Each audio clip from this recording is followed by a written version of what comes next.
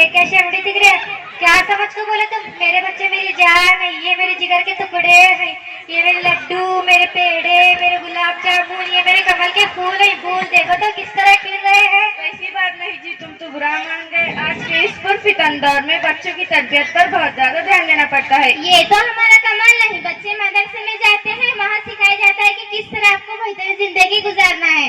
हाँ बहन, हमारी तो जिंदगी यूं ही गुजर गई, मगर हमारे बच्चों को तालीम देना जरूरी है। हाँ, सबसे पहले दिन की तालीम, फिर दुनिया की तालीम। हमारे बच्चों को तो कितना कहती हूँ मदरसे को जाओ, सुनते ही नहीं। आपके लालिन को खराब किया, देखो तो किस तरह से तैयार होके आए हैं। हाँ, देखो तो इनका ड्रेस, इनकी चोटी, इनका मेकअप। हाँ हाँ आंटी जी, मेरा ड्रेस, मेरी चोटी, मेरा मेकअप। मेकअप में बहुत कुछ होता है। हाँ, ऐसा क्या क्या होता है मेकअप में? हाँ, हमसे पूछ रहे हो मेकअप में क्या क्या होता है? आज तो मौका मिल ही गया, दोनों बताएंगे, मिलकर बताएंगे, पूरा बताएंगे। और तुम खुश भी होगे, जरा बताना मेकअप में क्या क्या होता है।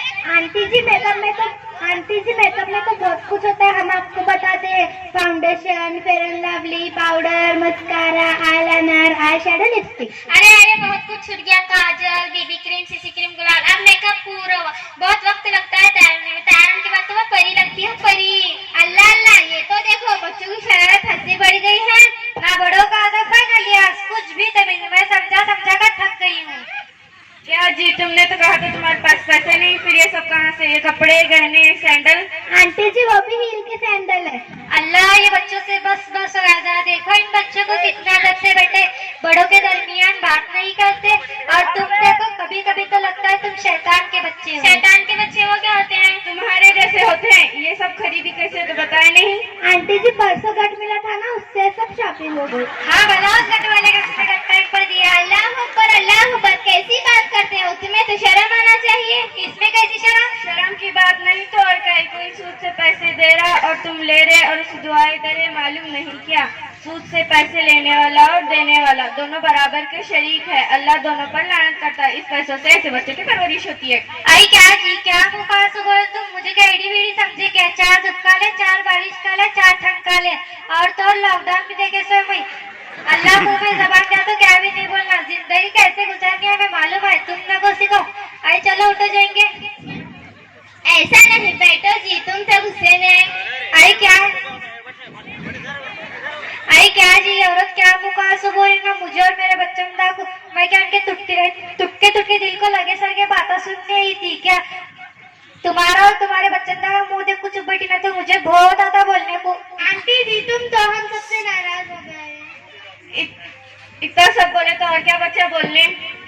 आंटी जी, तुम तो हम सबसे नाराज हो गए। ये लीजिए, पहले पानी पीजिए, गुस्सा जोरूंगा। हम तुम्हें एक वाकया सुनाते हैं, जिनका नाम उमर बिन अब्दुल अजीज है, जिसे उम्र सानी कहते हैं।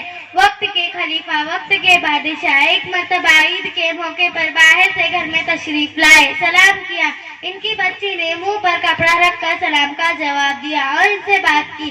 कपड़ा रखने की वजह पूछी तो बताया कि घर में खाने के लिए कुछ भी नहीं है, इसलिए कच्ची प्याज खाई। अब्बा हसन, आपको तकलीफ होगी। ये सुनकर बाप को बहुत तकलीफ हुई।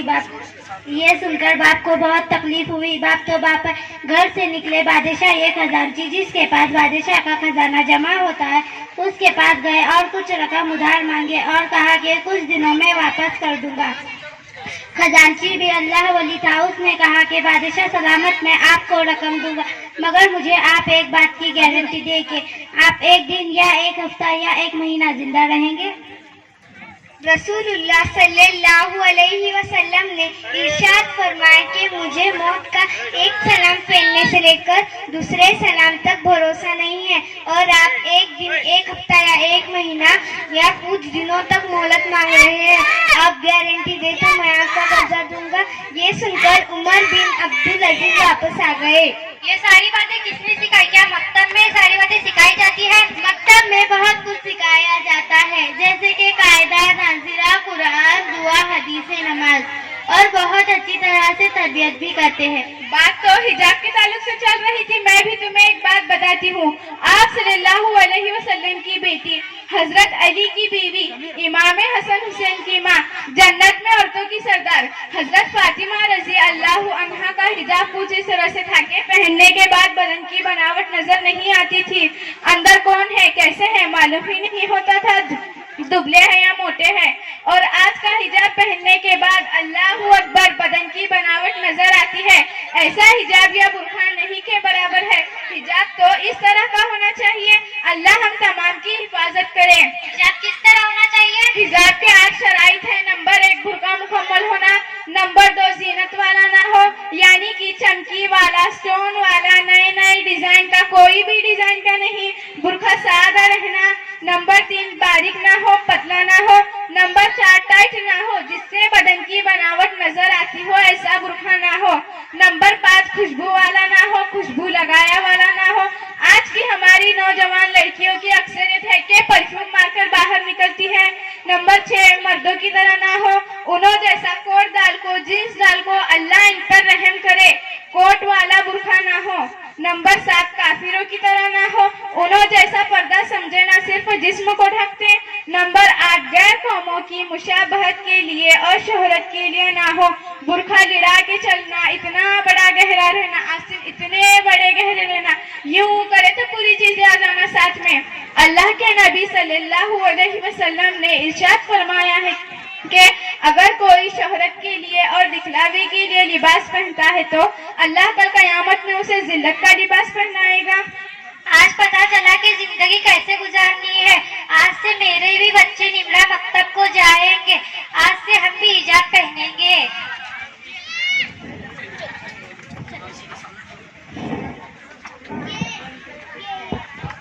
अल्लाह अल्लाह